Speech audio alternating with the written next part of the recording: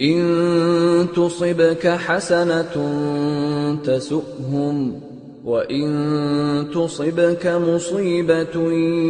يقولوا قد أخذنا أمرنا من قبل ويتولوا وهم فرحون قل لن يصيبنا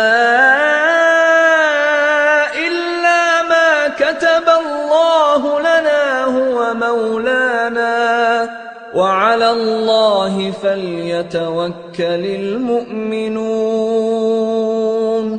قل هل تربصون بنا إلا إحدى الحسنيين ونحن نتربص بكم أن يصيبكم الله بعذاب من عنده أو بأيدينا فتربصوا إنا معكم متربصون قل أنفقوا طوعا أو كرها لن